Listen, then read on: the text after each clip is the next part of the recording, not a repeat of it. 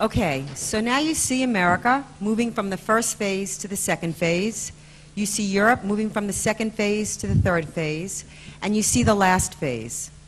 And my next speaker, who I had the privilege of communicating with years ago when he was stationed in Afghanistan, and we would write to each other, and his emails were so profound, I said, Alan, you have to let me run your emails as columns. I cannot be the only recipient of this goodness. And he had the colonel from Kandahar, and he was much loved by Atlas readers. The reason why I thought it was essential for Alan to speak was because in order to fight this, we need the right political leadership. We need political leadership that understands the problem and how the enemy approaches this country. And so I believe that with leadership like Alan West, we will be able to save America. And it cannot be done without the right politicians. You ask your politicians, you ask them when you meet and greet where they are about jihad. Do they understand? Are they even curious? I mean, I've met many politicians here that seem genuinely curious, that don't know because there's this cover-up, so to speak. Anyway, I want to introduce Lieutenant Colonel Alan West, the next congressman from 22nd District.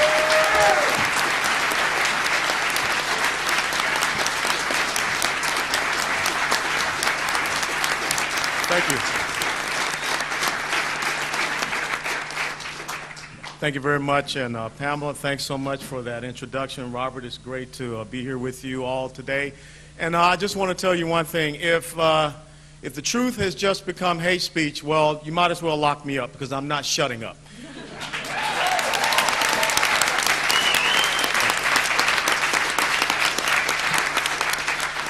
One of the key conservative principles is national security.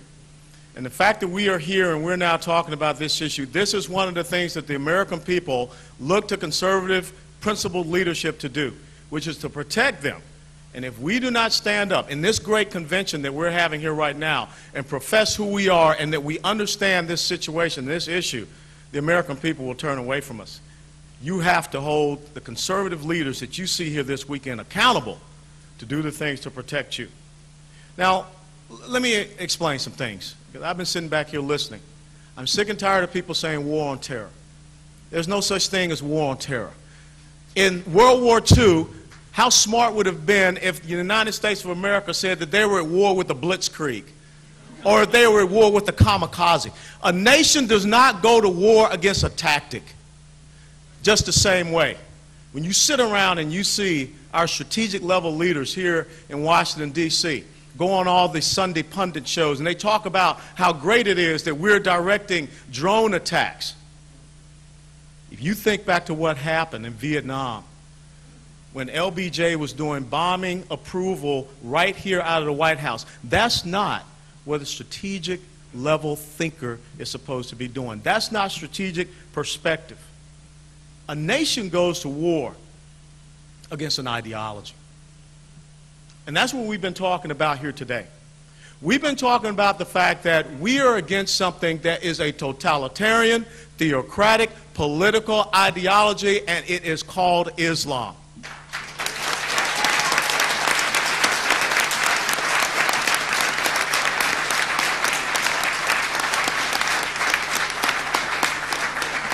This is not about Muslims.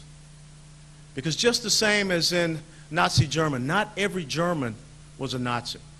Just the same as when I was in Iraq in 2003, not every Iraqi was a member of the Ba'ath Party.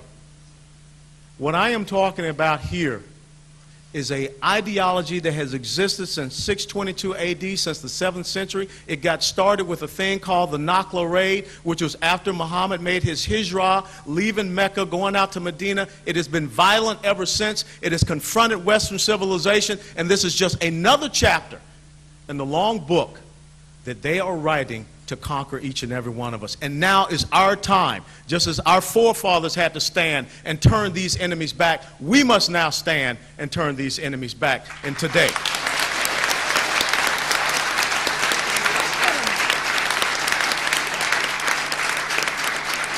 you have heard Stephen talk about abrogation. You need to understand things such as the Treaty of Hudaybiyah, where they will sit and they will deceive you by holding off so that they can become strong, which is how, back at about 627, 628, that is how Muhammad was able to then go in and overtake Mecca. The exact same thing that is happening right now. You need to understand the traditions of Muhammad. When he wrote letters to Khosroes, the Persian emperor, when he wrote letters to Heraclius, the Byzantine emperor, that said, you have three choices. You convert, you subjugate, or we're coming to get you. Well, guess what? Back in about 1992, Osama bin Laden did the exact same thing. He sent a letter to the United States of America.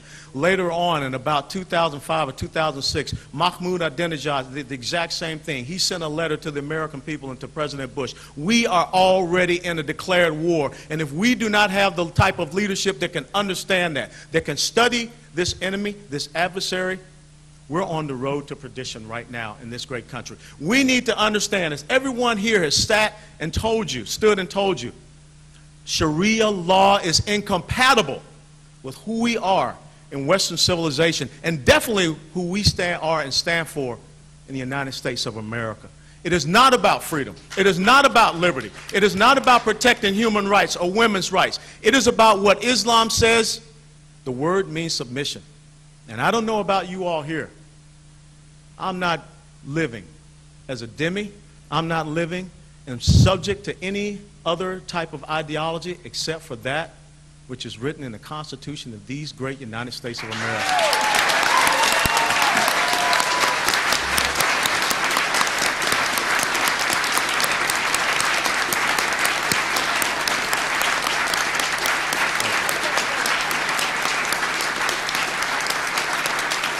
Thank you. We must understand that we have to regain the initiative in this fight. Just the same as our young soldiers now are operating under this restrictive rules of engagement, which prevent them from having the initiative against the enemy. You just saw in Marja and Helmand Province where the Taliban will come out and drop their weapons and walk out and taunt our soldiers and go away to fight again. That would not happen under my command if I was commander-in-chief.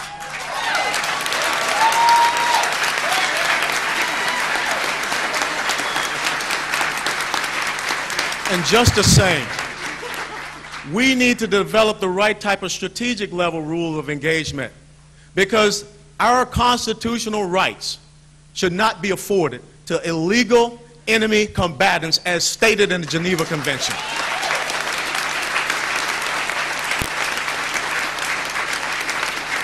We can no longer allow this enemy to come in and use this new tactic of lawfare, which most of the people standing here know.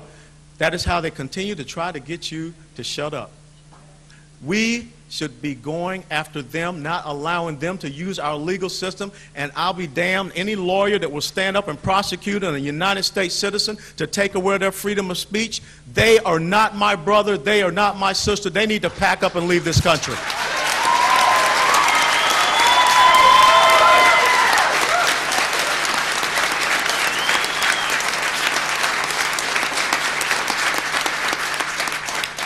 If we continue on in this political correct multiculturalism atmosphere that's on steroids, we are paralyzing ourselves from taking the right and proper actions.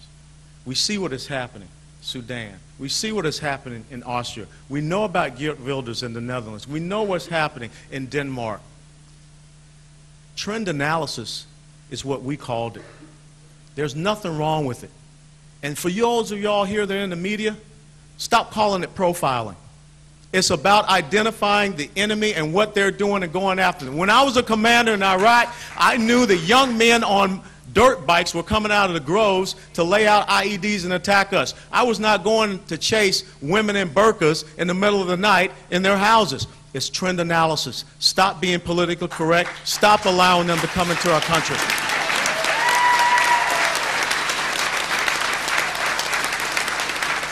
If you do not understand that the reality of your enemy must become your own, we can continue in this state of denial. When I read the Fort Hood attack based upon what Major Hassan did, I was absolutely appalled. When I stood there and watched the Sunday show, when General Casey, Chief of Staff of the Army, said he was more so concerned about diversity being a casualty than the loss of the 13 soldiers at Fort Hood, Texas, we have problems in the leadership in these United States of America.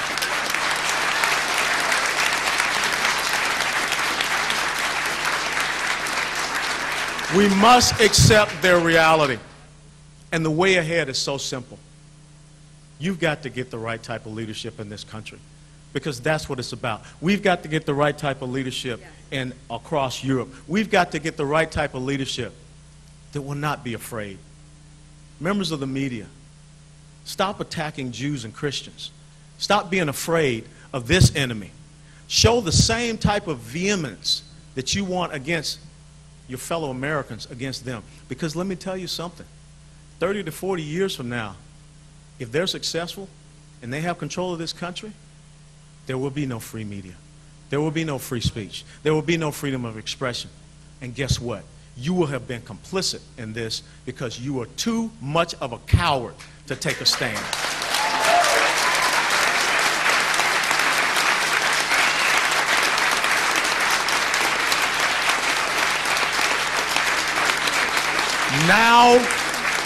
Now is the time for principled leadership in the United States of America. Because as the quote that Elizabeth has taken from me, when tolerance becomes a one-way street, it leads to cultural suicide. When I am able to fly to Saudi Arabia with my Bible in hand, with my cross around my neck, to go to Mecca and go to a church, then guess what? We're good to go. But until that point, we have to understand the objectives and the goals that Islam has set forward. We have to be proud of who we are. We cannot have leadership that will go stand before the Turkish General Assembly and say that America is not a Judeo-Christian nation. We cannot have a leadership that goes and stands in front of a university in Cairo, Egypt, and apologizes for the United States of America. That is not about what American pride is. We cannot have leadership that is asked, how do you define victory? And they cannot. Well, let me tell you, this is how I define victory. It's just the same as Ronald Reagan did when he was asked about communism. We win, they lose. God bless you all. Thank you.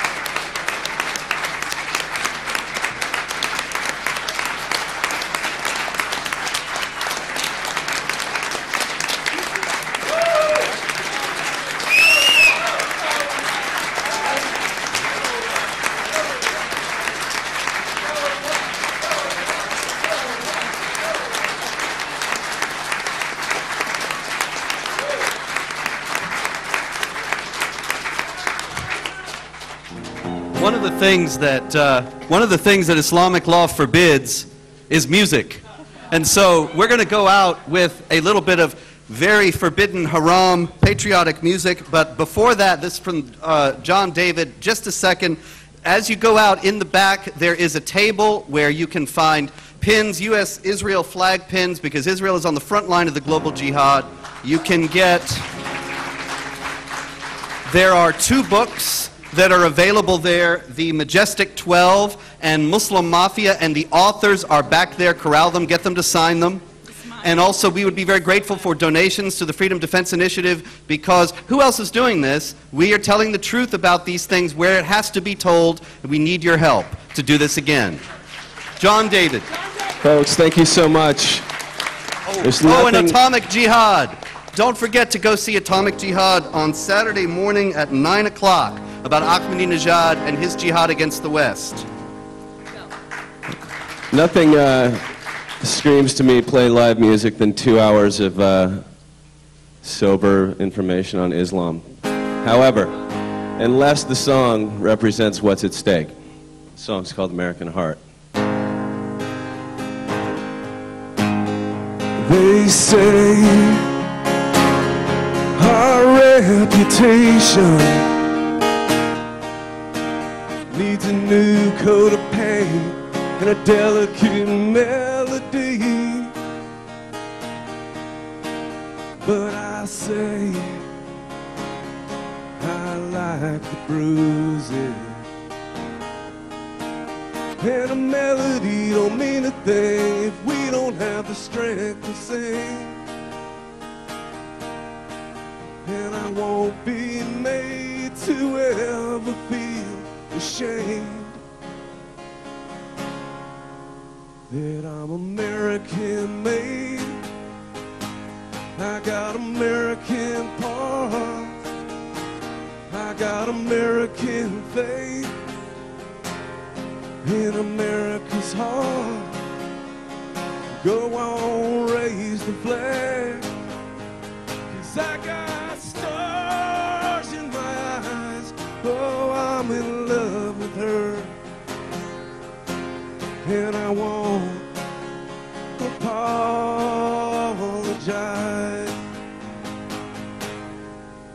They say that we need changing, as if all the founding fathers seem to get it wrong. But I say I still believe in the greatest innovator, liberator, cultivator, freedom knows. So I suggest you take a look inside, 'cause I think you changed already. You went and lost your pride, but I'm American made. I got American heart, I got American faith in America's heart. Go on, raise the flag, 'cause I got stars in my eyes. Oh, I'm in love with her, and I won't apologize. Dress her up so you don't recognize her. She'll still be there if you wake up in the night, because a mother can always find her child, even when that child don't know he's lost. I'm American made, I got American parts, I got American faith in America's heart. Go on, raise the flag, 'cause I got stars in my eyes. Oh, I'm in love with her, and I won't apologize. Oh, I'm in love with her, and I won't apologize. Thanks for listening.